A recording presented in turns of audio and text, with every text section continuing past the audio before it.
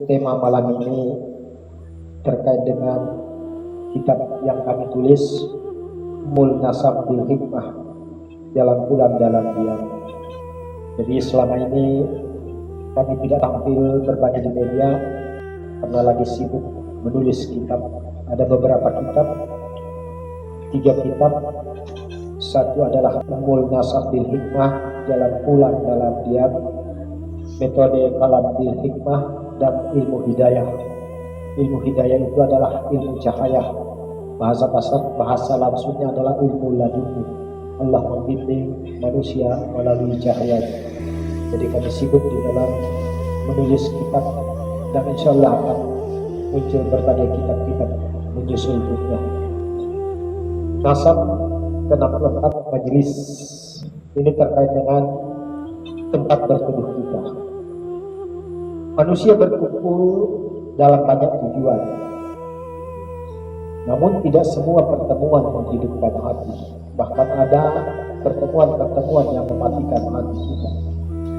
Ada yang ramai, ada yang kosong, ada yang sederhana namun penuh dengan makna. Dalam perjalanan tertentu, ia merasakan bahwa majelis bukan sekedar tempat berkumpul. Jadi muncul suatu kesadaran bahwa ternyata kita perlu bermajelis.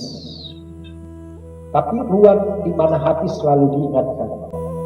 Ketika hati kita jarang diingatkan, maka dia akan mati, tidak tersentuh daripada cahaya, dan itu akan mengingkari daripada perjanjian kita. Alastu birabbikum qalu bala sahibu.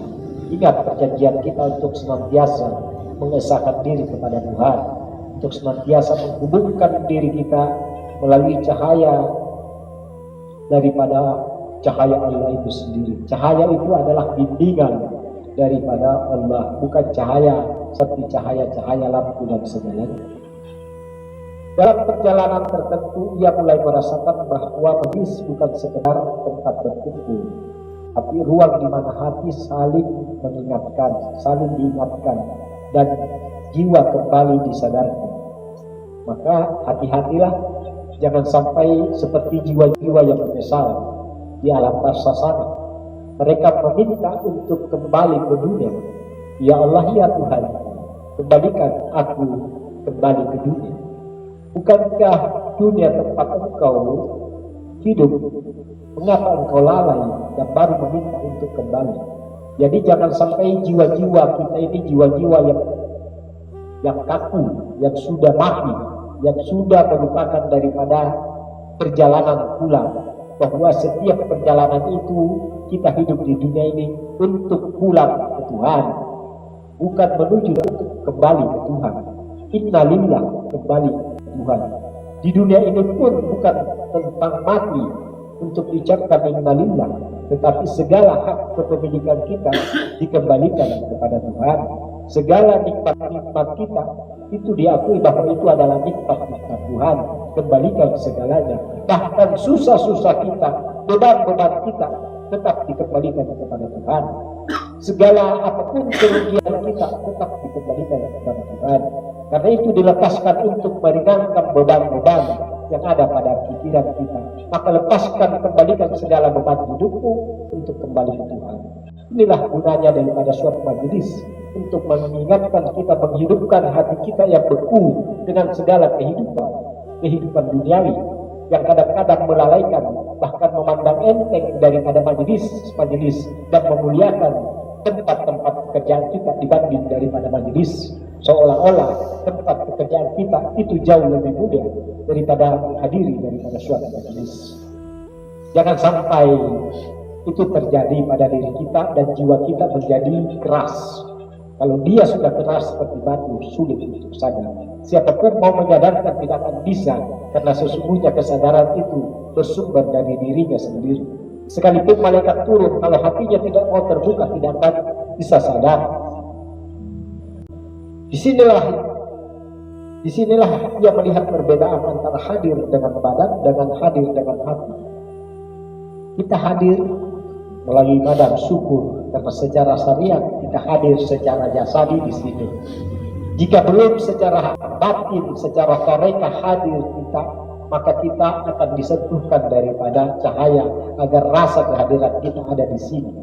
Syukur-syukur tubuh kita ada di sini secara sayangnya, dan hati kita tenang untuk senantiasa mendengarkan daripada kalam-kalam hidayah yang menghidupkan cahaya hati kita.